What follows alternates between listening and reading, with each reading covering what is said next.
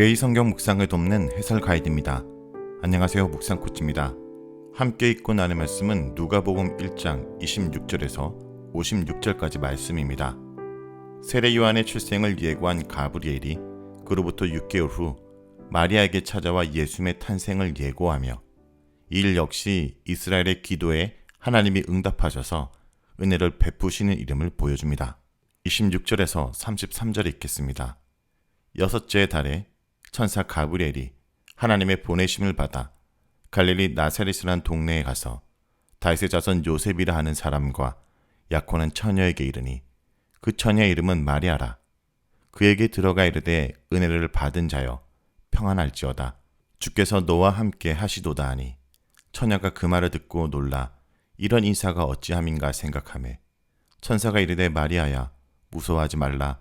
내가 하나님께 은혜를 입었느니라. 보라 내가 잉태하여 아들을 낳으리니 그 이름을 예수라 하라. 그가 큰 자가 되고 지극히 높으신 이의 아들이라 일컬어질 것이요 주 하나님께서 그 조상 다윗의 왕위를 그에게 주시리니 영원히 야곱의 집을 왕으로 다스릴 것이며 그 나라가 무궁하리라. 26절에서 29절은 천사 가브리엘이 마리아에게 나타난 내용입니다.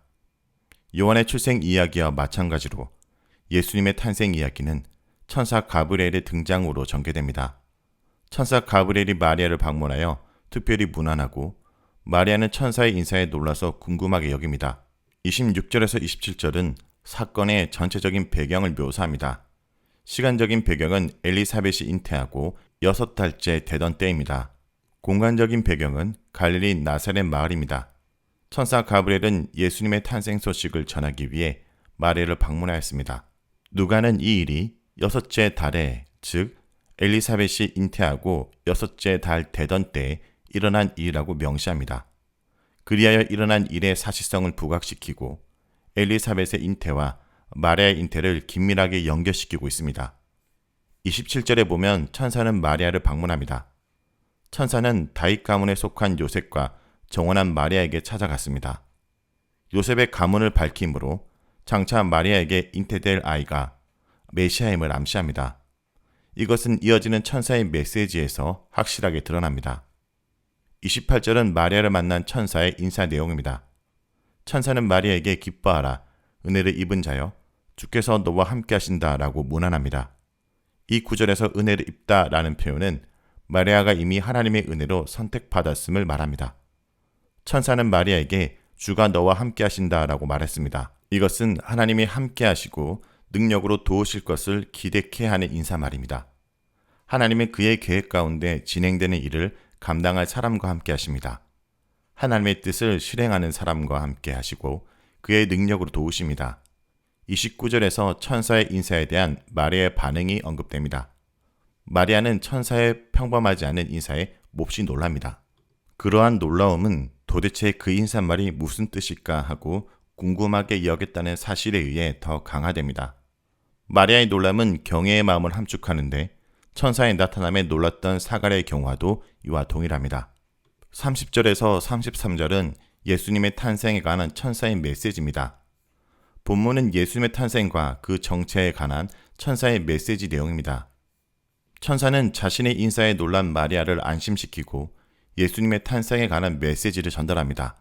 30절에서 천사는 마리아에게 그녀가 하나님의 은혜를 받은 자임을 재차 말합니다. 28절에 이어 이 구절에서 하나님의 선택에 따라 그녀에게 주어진 은혜를 강조하는데 이 은혜는 예수님의 잉태와 연결됩니다. 하나님의 은혜를 입다라는 표현은 은혜 받은 자에 대한 하나님의 자유로운 선택을 강조합니다. 하나님은 가나안 정복을 앞둔 모세에게 나타나셔서 말씀하셨습니다. 나는 은혜 베풀 자에게 은혜를 베풀고 불쌍히 여길 자를 불쌍히 여길 것이다.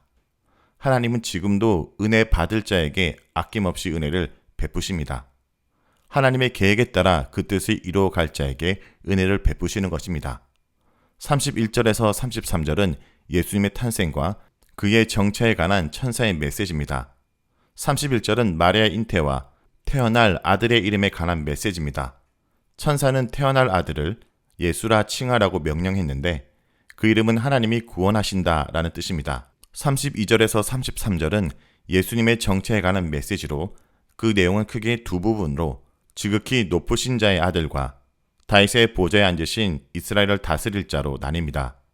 이 구절은 지극히 높으신 자는 하나님과 병행하여 언급되는데 이러한 병행은 1장 35절에서 다시 나타납니다. 다음은 34절에서 38절 읽겠습니다. 마리아가 천사에게 말하되 나는 남자를 알지 못하니 어찌 일이 있으리이까? 천사가 대답하여 이르되 성령이 내게 임하시고 지극히 높으신 이의 능력이 너를 덮으시리니 이러므로 나실 바 거룩한 이는 하나님의 아들이라 일컬어지리라. 보라 내 친족 엘리사벳도 늙어서 아들을 배었느니라. 본래 임신하지 못한다고 알려진 이가 이미 6달이 되었나니 대저 하나님의 모든 말씀을 능하지 못하심이 없느니라. 마리아가 이르되 주의 여종이오니 말씀대로 내게 이루어지리다 하매 천사가 떠나가리라. 34절에서 38절은 마리아와 천사의 대화입니다. 본문에서 마리아와 천사는 예수님의 출생에 관한 대화를 계속 이어갑니다. 34절은 천사의 메시지에 대한 마리아의 질문입니다. 이 구절에서 동사 안다 라는 것은 동침하다는 뜻으로 사용되어 남자를 알지 못하니 라는 표현은 남자와 동침하지 아니한 처녀라는 의미입니다. 마리아는 자신이 처녀인데 어떻게 잉태할 수 있겠는가 라고 질문합니다. 35절에서 37절은 마리아의 의문에 대한 천사의 답변 내용입니다. 천사는 성령이 그녀에게 임하고 하나님의 능력이 그녀를 덮음으로써 그 일이 이루어질 것이라고 말했습니다.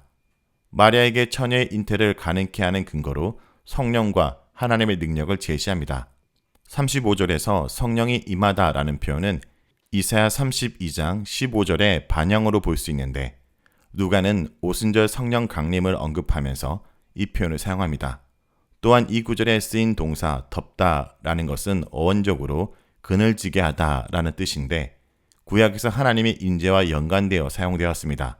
32절에 이어 35절에서 태어날 아들의 정체가 다시 밝혀지는데 천사는 마리아에게 그 거룩한 자가 하나님의 아들이라 불릴 것이라고 말했습니다. 36절에서 천사는 처녀의 잉태에 관한 확증을 위해서 엘리사벳의 임신 사실을 마리아에게 알려줍니다.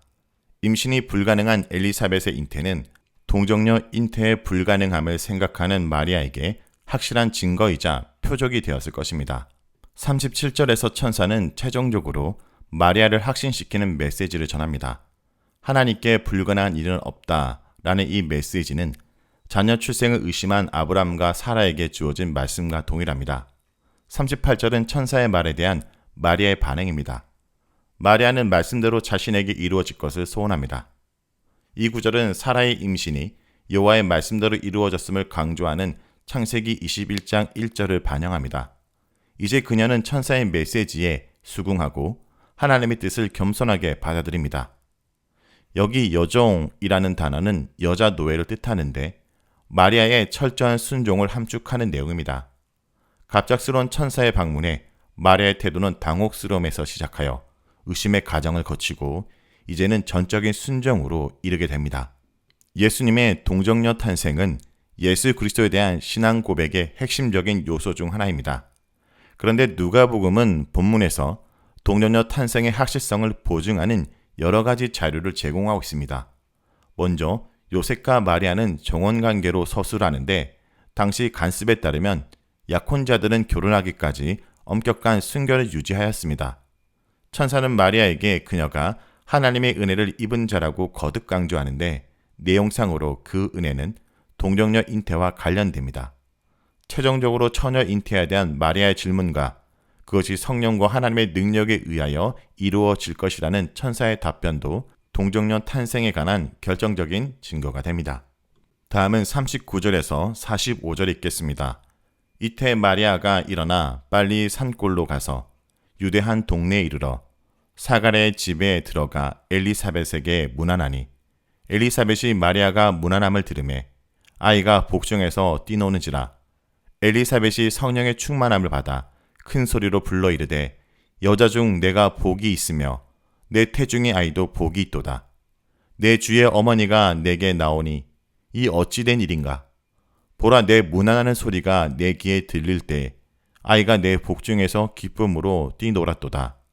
주께서 하신 말씀이 반드시 이루어지리라고 믿은 그 여자에게 복이 있도다. 39절에서 45절은 엘리사벳을 방문한 마리아에 대한 내용입니다. 마리아가 엘리사벳을 방문한 내용은 출생 이전 요한과 예수님의 관계를 암시합니다. 마리아의 문 안에 엘리사벳 태중에 있는 아기 요한이 기쁨으로 뛰놀았다라고 반복하여 서술합니다. 엘리사벳은 마리아를 주의 어머니로 지칭하고 그녀와 태중의 아기가 축복을 받은 자라고 노래합니다. 또한 하나님이 말씀하신 대로 마리아를 통해 메시아가 탄생할 것을 확신하고 축복합니다. 그러므로 본문은 엘리사벳에게 잉태된 요한이 마리아에게 잉태된 예수님을 섬길 것을 예견합니다. 마리아는 서둘러 유대 산지에 있는 동네에 사는 엘리사벳에게 문안했습니다. 이때라고 언급된 때는 분명하지는 않습니다. 그런데 마리아가 서둘러 갔다라고 하였으므로 이 구절은 천사가 떠난 후에 그녀가 지체하지 않고 떠났음을 함축합니다. 41절은 마리아의 문안에 대한 반응을 언급합니다. 마리아의 문안에 엘리사벳의 태중의 아이가 기쁨으로 뛰놀았습니다. 이 기쁨은 요한의 출생을 전한 천사의 메시지에서 예견되었고 목자들에게 예수님의 탄생 소식을 전했던 천사의 메시지에 의해 선포되었습니다. 한편 마리아의 문안에 엘리사벳은 성령의 충만함을 받았습니다. 여기서 성령 충만은 이미 1장 15절에서 살펴본 대로 성령에 의하여 전적으로 압도된 상태를 뜻합니다. 엘리사벳은 성령에 압도되어 마리아의 태중의 아기가 메시아임을 통찰하였습니다. 마리아가 장차 낳게 될 메시아의 어머니인 것을 확신하였습니다. 그리하여 주의 어머니인 마리아도 축복을 받았고 그녀 태의 열매도 복을 받았다라고 큰 소리로 외쳤습니다. 42절에서 축복을 받은 이라는 표현은 이미 축복을 받았음을 의미하는 것으로 이미 임신하였다라는 것을 시사합니다. 44절에서 45절은 41절에서 42절과 상응하는데 아기가 태중에 뛰노는 것과 엘리사벳의 축복이 병행하여 반복적으로 나타납니다. 45절에서 엘리사벳은 하나님의 말씀대로 성취될 것을 믿는 마리아에 대한 축복을 말하고 있습니다. 42절에 이어 마리아에 대한 엘리사벳의 축복이 다시 서술됩니다. 본문을 통해 우리는 축복을 받은 자인가 자문하게 됩니다. 나아가 우리에게 축복은 무엇인지도 묻게 됩니다. 하나님 말씀에 대한 신실한 믿음을 가진 자는 축복을 받은 자이고 그런 자가 누리는 축복은 그 말씀대로 이루어가는 하나님의 사역에 동참하는 것입니다. 다음은 46절에서 56절 읽겠습니다. 마리아가 이르되 내 영혼이 주를 찬양하며 내 마음이 하나님 내 구주를 기뻐하였음은 그의 여종의 비천함을 돌보셨음이라. 보라 이제 후로는 만세의 날을 복이 있다 일컬으리로다.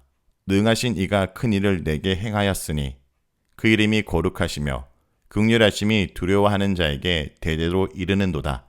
그의 팔로 힘을 보이사 마음의 생각이 교만한 자들을 흩으셨고 건세 있는 자를 그 위에 내리쳤으며 비천한 자를 높이셨고 줄이는 자를 좋은 것으로 배불리셨으며 부자는 빈손으로 보내셨도다. 그 종 이스라엘은 도우사 긍휼히 여기시고 기억하시되 우리 조상에게 말씀하신 것 같이 아브라함과 자손에게 영원히 하시리로다 하니라. 마리아가 석 달쯤 함께 있다가 집으로 돌아가니라. 46절에서 56절은 마리아의 찬양입니다. 본문은 마리아의 찬양시로 누가복음 1장에서 2장에 나오는 세 개의 찬양시 중 하나입니다.